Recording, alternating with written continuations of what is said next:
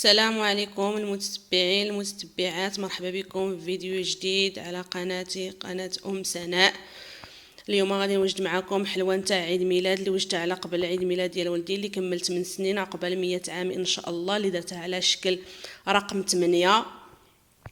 ودابا غادي نوجد معكم الكيك اللي غادي نحتاج فيه 2 بيضات وكاس نتاع سنيده غادي نخلطهم مزيان. غادي نضيف كاس نتاع الحليب،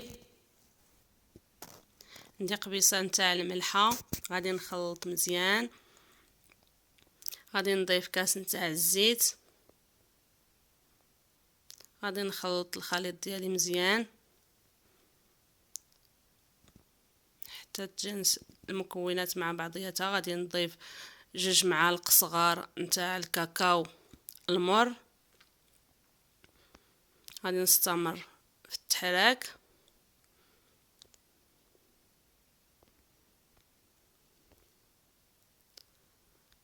غادي نضيف الدقيق على حساب الخليط. غادي نضيف 2 خميرات تاع الحلوى من فئة 7 غرام.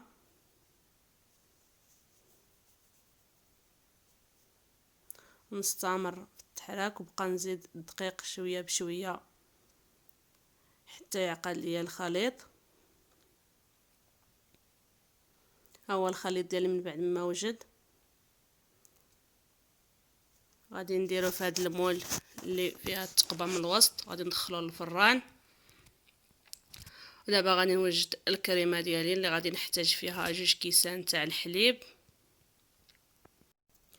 وشاصين تاع كريم شونتيي. غادي نطلع الكريمه ديالي بالطراب الكهربائي حتى غادي تطلع ليا الكريمه. هي من بعد ما وجدات غادي نحطها في الثلاجه تبرد. هي الكيكه ديالي من بعد ما خرجتها من الفران وخليتها حتى بردت مزيان، قطعتها على 4 القطع. غادي ناخذ 2 قطعات الاولانيين اللي غادي نحطهم على شكل 8 ونسقيهم بالحليب مزيان. من بعد ما سقيتهم بالحليب دابا غادي نحط الطبقه الاولانيه نتاع الكريمه. من بعد ما حطيت الطبقه الاولانيه نتاع الكريمه غادي نحط الطبقه الثانيه نتاع الكيك.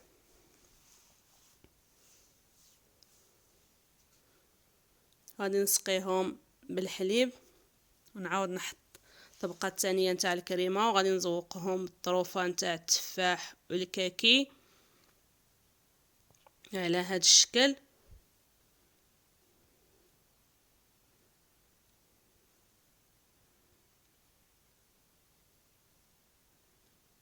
من بعد ما حطيت هذوك الطروفه نتاع التفاح الطروفه نتاع الكاكي رشيت على شويه تاع الزبيب وزوقتها بهاد الشميعات اللي على شكل حروف.